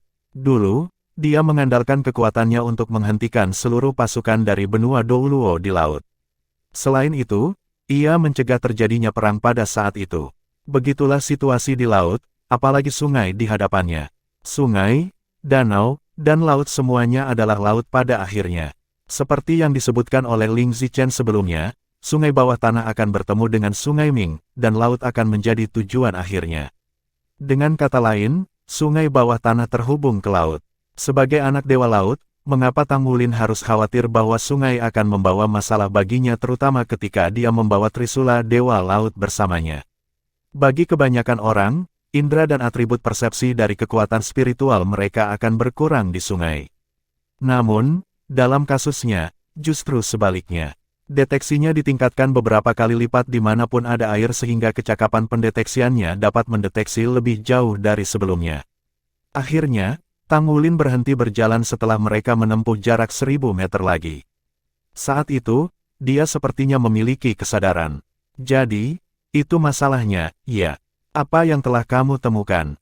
Yuanen Yehui bertanya. Tang Wulin tersenyum. Aku tahu ujian level ke-16 mereka. Anda tidak dapat merasakannya sekarang karena kita tidak berada di dalam air. Sebenarnya sudah ada daya hisap di dalam air sejak awal. Jika kita berada di dalam air, kita mungkin menganggapnya sebagai kecepatan aliran sungai bawah tanah biasa. Terlebih lagi, semakin cepat kecepatan alirannya, semakin cepat kita bisa berenang ke depan. Bahkan jika judul Douluo berenang ke tempat ini, itu masih akan memakan waktu. Khawatir dengan konsumsi udaranya, judul Douluo akan mencoba berenang dengan tergesa-gesa. Namun, jika dia berenang dengan kecepatan penuh, dia akan segera mendapat masalah. Itu karena aliran sungai akan menjadi lebih cepat ke depan. Ada lubang besar yang dalam sekitar 2000 meter jauhnya. Saya tidak tahu asal-usul lubang yang dalam ini, tetapi sangat mungkin itu adalah mata air bawah tanah yang sangat besar. Arus di sana sangat deras sehingga membentuk pusaran raksasa. Tidak mudah berjuang bebas dari pusaran itu. Selanjutnya oksigen dalam tubuh seseorang akan habis dalam proses berjuang bebas. Disitulah letak masalahnya, tapi saya tidak tahu bagaimana War God Hall akan menyelamatkan orang tersebut dalam keadaan seperti itu. Peringatan Asiatic Apple Douluo memang benar. Setelah mendengarkan penjelasan Tang Wulin, kerumunan tidak bisa menahan nafas dingin. Tidak peduli seberapa kuat seseorang, selama dia bukan dewa, dia tidak mungkin melawan alam. Di dunia bawah laut di mana hampir tidak mungkin untuk bernapas, bagaimana seseorang bisa membebaskan diri ketika dia diaduk oleh pusaran yang tidak dapat dihindari menurut standar umat manusia? Apalagi bila orang tersebut sudah kelelahan karena berenang sebelumnya. Mungkin, dibutuhkan bakat khusus bagi seseorang untuk melewati level ini. Selain itu hanya mungkin jika orang tersebut mengetahui masalahnya sebelumnya.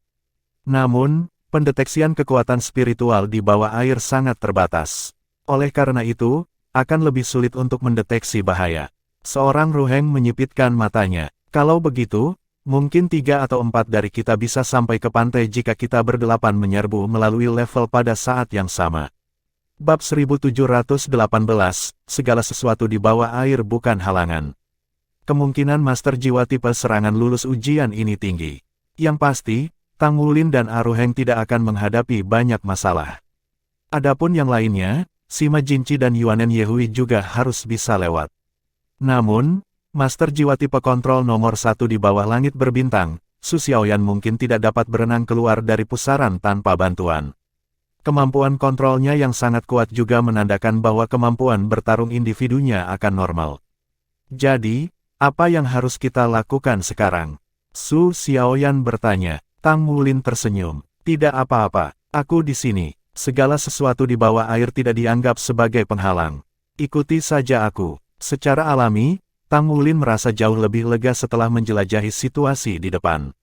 Dia mulai maju dengan kecepatan lebih cepat. Seperti yang diharapkan, mereka menemukan situasi yang tidak biasa. Di bawah iluminasi cahaya Yue Zhengyu, mereka dapat dengan jelas melihat bahwa arus di perairan sekitarnya jelas semakin kuat dan cepat seiring berjalannya waktu.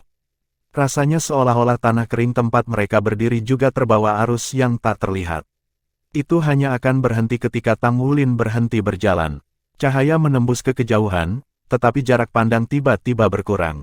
Itu adalah pintu keluar di mana pusaran bawah air yang sangat besar menunggu mereka di luar pintu keluar. Ekspresi kelompok berubah secara drastis ketika mereka merasakan kekuatan pusaran. Pada saat yang sama, mereka mendengar gemuruh yang dalam. Itu adalah suara air yang menghantam dinding berbatu di sekitarnya. Arus air yang begitu mengerikan. Ling Zichen tiba-tiba berbicara, sepertinya kekuatan yang menyedot kita sebelumnya berasal dari pusaran juga. Ini adalah fenomena alam, itu tidak mungkin buatan manusia. Wargat Hall memanfaatkan kekuatan alam untuk ujian ini. Semuanya, tetap dekat denganku. Saat dia berbicara, Tang Wulin melepaskan Blue Silver Emperor Fin dari tubuhnya dan melilitkannya ke tubuh rekan-rekannya sehingga dia bisa menarik mereka lebih dekat dengannya. Segera setelah itu, rune Trisula emas di dahinya menyala. Tombak naga emas diteruskan ke tangan kirinya, sementara tangan kanannya mencengkeram udara. Cahaya keemasan berkilauan dan Trisula emas mendarat di genggamannya. Pada saat Trisula emas muncul, segala sesuatu di sekitarnya tiba-tiba menjadi sunyi.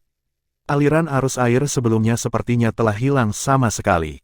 Pusaran berputar juga terpengaruh. Itu melambat seolah menyerah pada Tang Wulin. Pada saat yang sama, lapisan cahaya biru emas terpancar dari tubuh Tang Wulin secara alami. Dia mengayunkan trisula emas di tangannya. Tiba-tiba, layar air di depannya terbelah secara alami. Di bawah kendalinya, air berubah menjadi tangga yang mengarah ke area diagonal di atasnya. Tang Wulin memimpin jalan dan melangkah ke tangga yang terbentuk dari air. Sisa kelompok mengikuti dengan tergesa-gesa di belakangnya meskipun merasa bingung menyaksikan pemandangan itu. Mereka semakin merasakan teror pusaran ini setelah berjalan melewati pusaran tersebut. Diameter pusaran itu mendekati 1000 meter.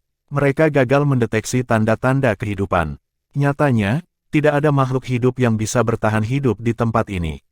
Bagaimanapun, Tang Wulin tampak seperti dominator dunia ini saat dia memegang trisula Dewa Laut di tangannya meskipun dunia bawah laut yang menakutkan. Dia berjalan menuju diagonal atas dengan hati-hati. Dengan setiap langkah yang dia ambil, seluruh tubuhnya bersinar cemerlang. Air mengalir deras seolah melindungi tuannya dan dengan patuh menjaga jalan mereka. Mereka menaiki ratusan anak tangga dan air di depan mereka akhirnya terbelah. Itu berpisah dengan kecerahan siang hari untuk mengungkapkan jalan yang menuju ke dunia luar. Tang Wulin menarik trisula emas di tangannya sambil terus berjalan. Karena pengaruh sisa-sisa dewa laut atas air di sekitarnya, air tidak langsung menutupnya. Itu memungkinkan Tang Wulin dan rekan-rekannya keluar dari pusaran. Tang Wulin melompat dan melayang di udara. Dia melihat sekelilingnya sementara yang lain mengikuti di belakangnya dan juga waspada. Mereka melihat sebuah danau besar di bawah mereka dari tempat mereka berada. Danau itu berbentuk pusaran yang menakutkan dan berbentuk corong. Memang, bagian yang paling menakutkan dari ini adalah bahwa air danau yang berputar menghasilkan aliran udara yang kuat yang menghasilkan suara melolong yang menusuk yang dapat terdengar dari lokasi mereka. Cara kerja alam yang luar biasa berada di luar imajinasi seseorang. Tidak ada keraguan bahwa tempat ini mewakili itu.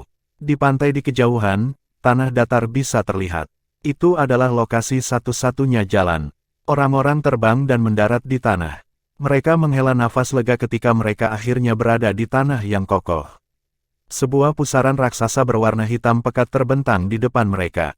Meskipun sebagian besar dari mereka adalah judul Douluos, mereka tidak dapat menahan rasa takut yang kuat ketika mereka melihat pusaran raksasa. Cahaya samar berkilauan di wajah Tang Wulin yang sedingin es. Tempat itu memenuhi reputasinya sebagai neraka tingkat ke-16. Orang biasa tidak bisa melewatinya dan selamat. Dia bertanya-tanya tentang jenis penghalang sulit yang menunggu mereka selanjutnya. Tang Wulin tidak terburu-buru untuk maju lebih jauh. Dia memimpin untuk duduk bersila di tanah. Yang lain mengikuti dan duduk di sekelilingnya. Pertempuran hebat sebelumnya selain upaya mereka untuk menyeberangi sungai telah membuat mereka lelah sampai batas tertentu. Tingkat ke-16 sudah sangat melelahkan. Bagaimana dengan tingkat ke-17 dan ke-18? Hal terbaik yang harus dilakukan sekarang adalah mempersiapkan diri agar berada dalam kondisi terbaik untuk menghadapinya. Butuh setengah jam bagi seluruh kelompok untuk bangun dari sesi meditasi mereka. Ada satu-satunya jalan di depan mereka. Tidak diragukan lagi, itu adalah satu-satunya jalan untuk mencapai level yang lebih tinggi. Mereka mempertahankan formasi mereka sebelumnya dengan Tang Wulin, Yuanen Yehui, dan Yue Zhengyu di depan dan sisanya mengikuti di belakang. Mereka segera memasuki jalan setapak. Dibandingkan dengan terjun bebas sebelumnya, jalur di depan mereka tampak jauh lebih tenang. Tanahnya datar dan menunjukkan tanda-tanda dihaluskan oleh manusia. Lingkungan sekitarnya tampak normal seperti jalur bawah tanah alami. Tempat itu diterangi oleh cahaya suci yang dilepaskan dari tubuh Yue Zhengyu. Kalau tidak, tempat itu akan gelap gulita di mana orang bahkan tidak bisa melihat jarinya. Namun, mereka merasakan suhu meningkat secara bertahap di udara saat mereka bergerak maju. Tang Wulin menyipitkan matanya. Itu air sebelumnya, mungkinkah level ke-17 ada hubungannya dengan api? Cahaya bisa terlihat menembus dari ruang di depan. Awalnya hanya bercak merah. Saat suhu berangsur-angsur naik, titik merah gelap juga berubah menjadi lebih terang dan menyinari sekeliling sehingga membuatnya menjadi merah. Terlebih lagi, suhu di sekitar tubuh mereka meningkat dengan cepat sehingga mereka tidak punya pilihan selain melepaskan kekuatan jiwa mereka untuk menahan suhu tinggi. Mereka akhirnya mencapai ujung jalan. Mereka dikejutkan oleh pemandangan di depan mata mereka. Itu adalah dunia merah menyala raksasa di ujung jalan. Ada sebuah danau juga, hanya saja itu adalah danau magma. Magma merah keemasan menggelegak dalam suhu tinggi. Bahkan udaranya terasa panas. Akan sangat sulit bagi orang biasa untuk bernapas di sini. Bagian yang paling menakutkan adalah magma merah keemasan memiliki energi yang sangat besar. Rasanya energi itu akan meledak kapan saja. Karena suhu yang tinggi, udara di atas danau magma menjadi panas. Akibatnya, mereka tidak bisa melihat dengan jelas ke kejauhan. Namun, itu sudah menjadi akhir dari jalan. Satu-satunya cara untuk bergerak maju adalah melewati danau magma. Apakah hanya itu saja? Inilah yang mengganggu Tang Wulin. Terlepas dari suhu magma yang tinggi, tidak akan menjadi masalah bagi Judul Douluo untuk menahan suhu tinggi selama dia tidak tenggelam dalam magma. Bisakah dia tidak hanya terbang di atasnya?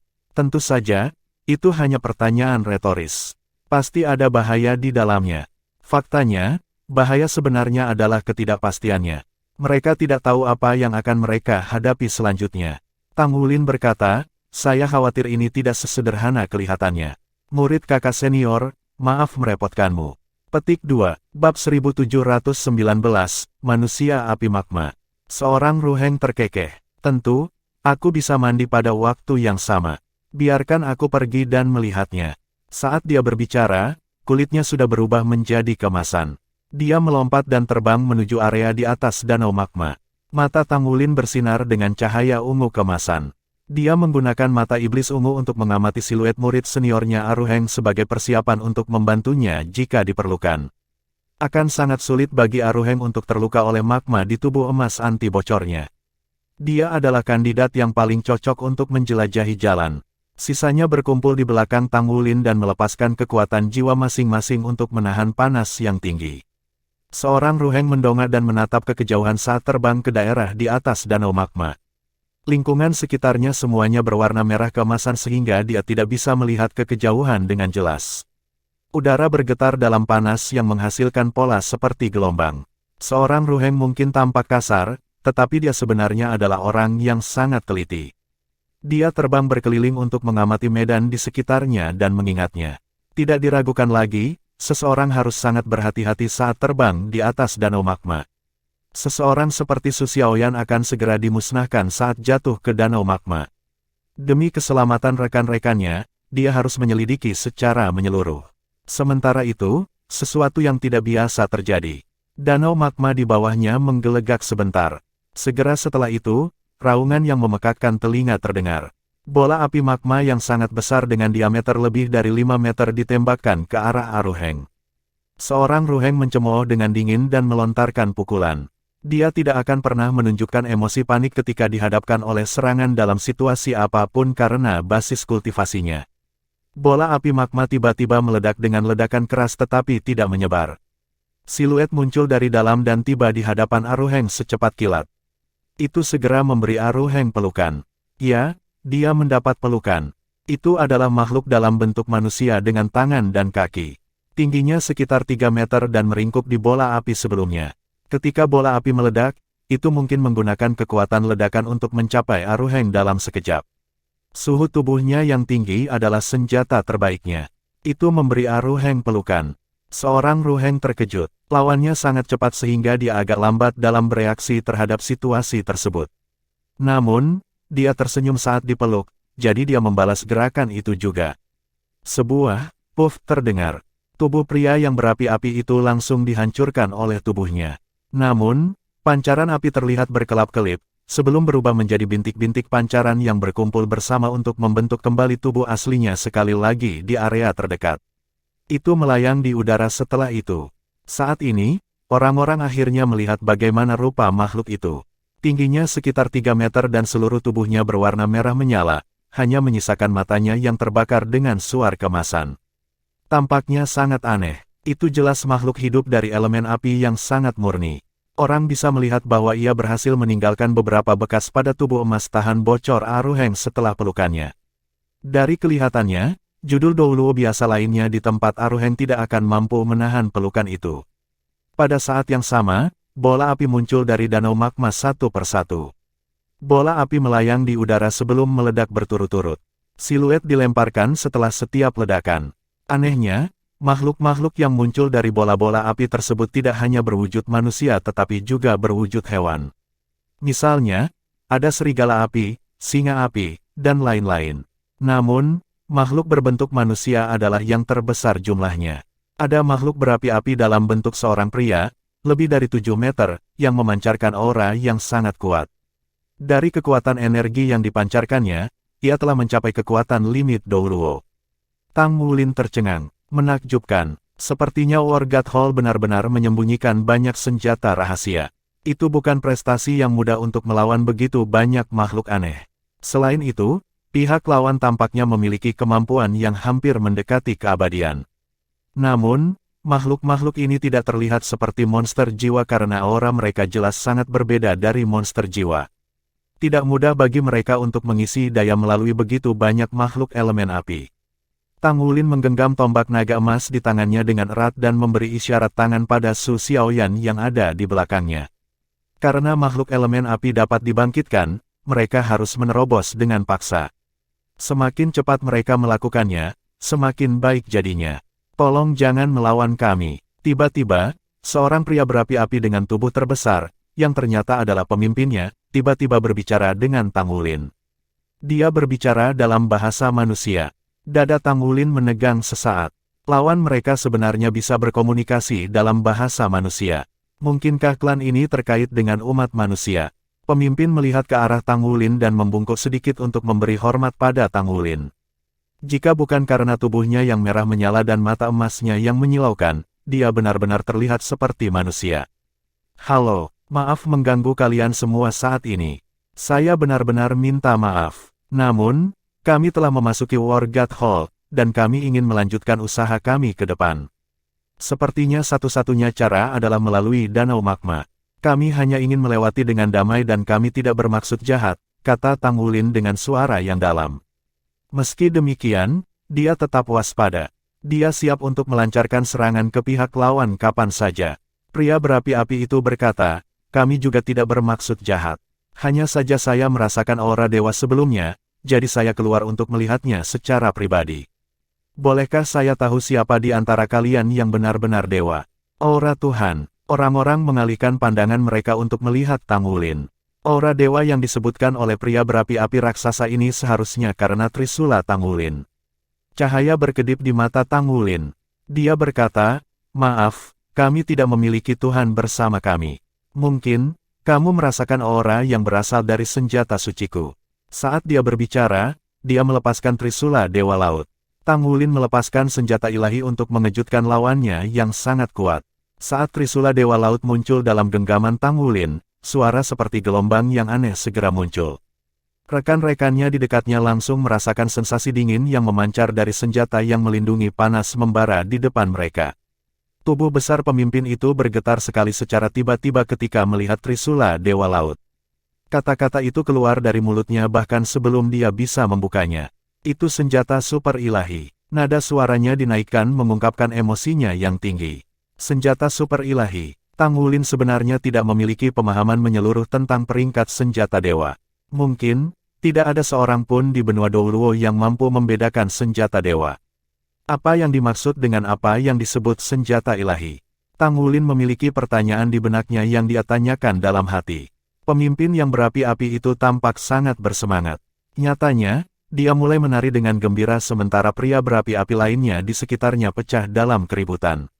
Beberapa berbicara dengan suara aneh yang mungkin merupakan bahasa klan. Setelah beberapa lama, lelaki berapi-api itu berkata, "Halo, manusia yang saya hormati. Saya benar-benar tidak berharap Anda memiliki senjata super ilahi. Namun, Anda belum menjadi dewa. Meskipun demikian, itu membuktikan bahwa Anda memiliki darah peringkat dewa yang mengalir di dalam diri Anda. Kalau tidak, Anda tidak mungkin menggunakan senjata super ilahi. Saya punya permintaan kecil, dan saya ingin tahu apakah Anda bisa membantu." Tang Wulin tertegun sejenak. Permintaan. Mereka baru saja bertemu, namun pihak lawan telah meminta bantuannya. Namun, mereka harus menyeberangi danau magma di depan mereka. Oleh karena itu, dia tidak bisa langsung menolak permintaan pria berapi-api itu. "Tolong pergilah. Saya akan mencoba membantu jika saya bisa." Pria yang berapi-api itu terdiam sesaat sebelum berkata, "Sebenarnya, aku juga tidak tahu apakah kamu bisa melakukannya. Saya tidak bisa memaksa Anda dan Anda juga tidak perlu menjamin apapun. Saya hanya berharap jika Anda mencapai ketuhanan dalam hidup Anda dan tiba di alam ilahi, bisakah Anda membantu kami untuk mencari dunia yang awalnya milik kami? Bantu kami mencari rumah asli kami." Ketika kata-kata itu diucapkan, Tang Wulin berhasil mengambil beberapa petunjuk meskipun ucapannya membingungkan. "Apakah kamu mencoba mengatakan bahwa kamu bukan milik benua Douluo?" tanya Tang Wulin dengan rasa ingin tahu. Bab 1720, Klan Pembawa Api. Pria berapi-api itu mengangguk. "Tidak, kami tidak cocok di sini. Jadi, kita hanya bisa bersembunyi di tempat ini. Kami sangat ingin pulang. Jadi, kami harap Anda dapat membantu kami."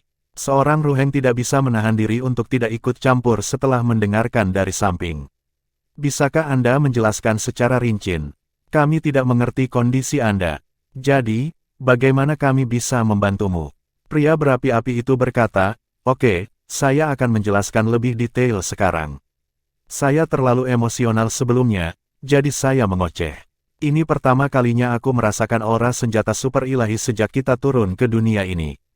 Ini juga pertama kalinya saya melihat secercah harapan.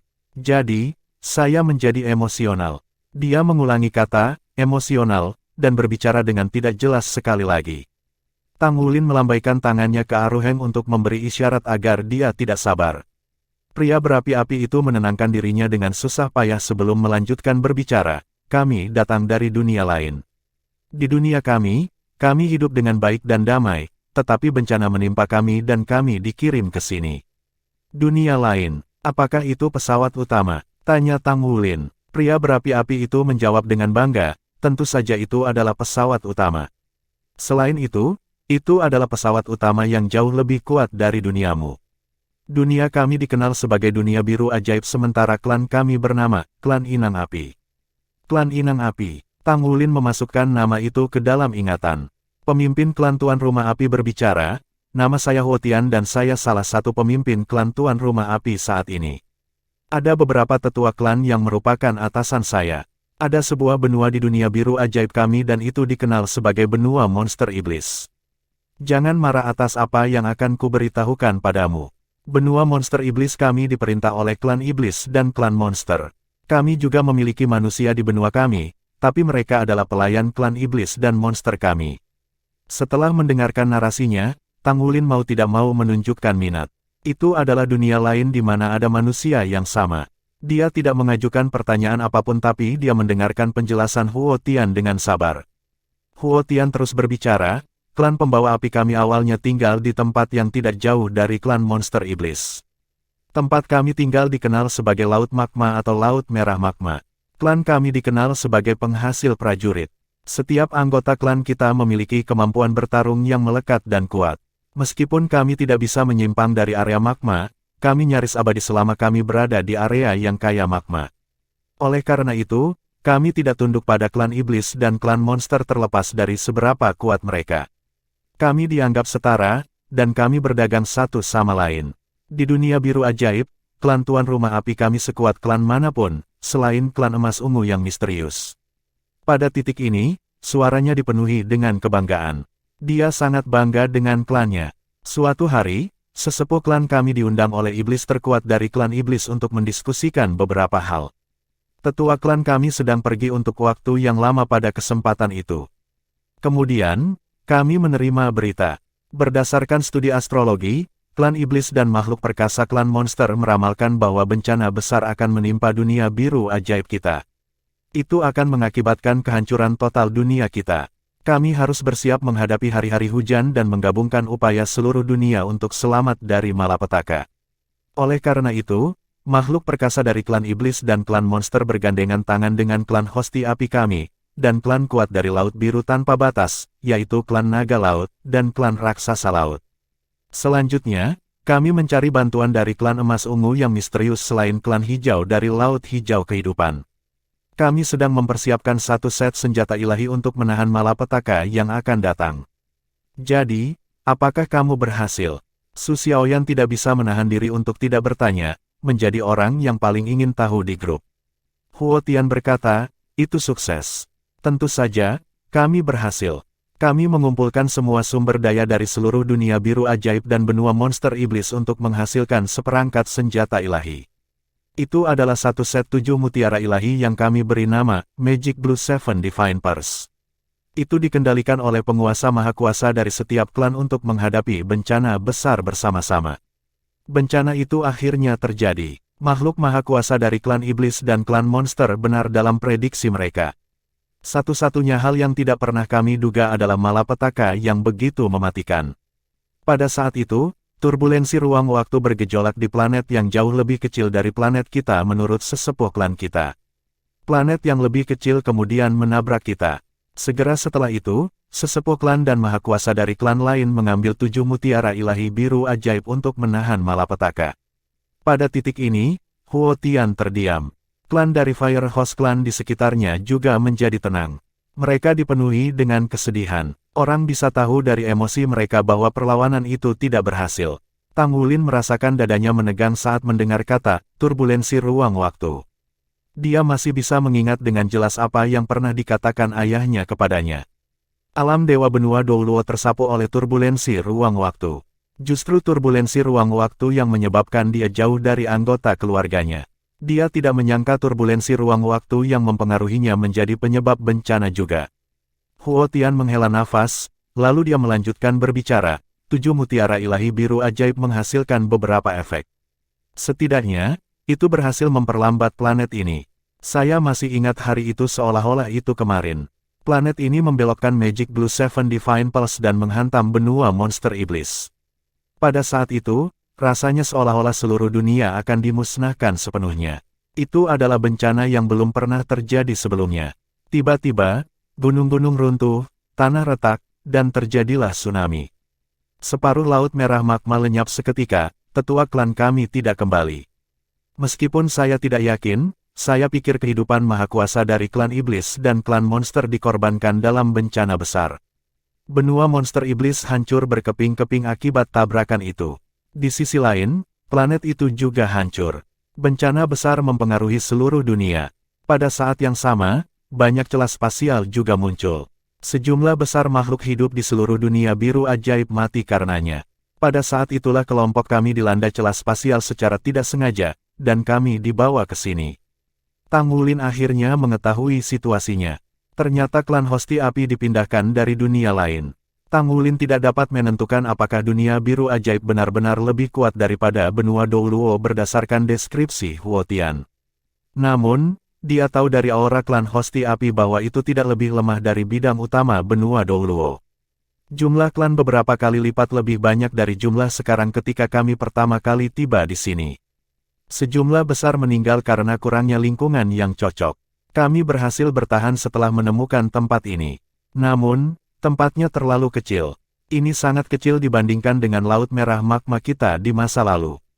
Jumlah kami berhenti bertambah setelah mencapai jumlah tertentu karena tidak ada cukup energi untuk menopang kami. Kami puas mempertahankan sebagian kecil dari tempat ini dan memiliki kesepakatan dengan manusia di sini untuk terus tinggal di tempat ini. Kami berkewajiban untuk menjaga tingkat ke-17 War God Hall. Tempat ini disebut neraka api magma, dan inilah kisah kami.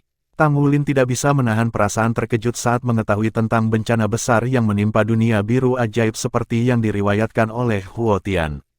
Betapa menakutkannya ketika sebuah pesawat utama bertabrakan dengan planet lain. Dia merasakan ketakutan yang mendalam hanya dengan memikirkannya. Jika suatu hari benua Douluo mengalami bencana yang begitu mengerikan, akankah benua Douluo mampu menahannya? Tidak ada yang bisa menjawab itu. Tang Wulin merasa kasihan pada klan Hosti Api tanpa sadar. Jadi, bagaimana Anda ingin kami membantu Anda? Tanya Tang Wulin.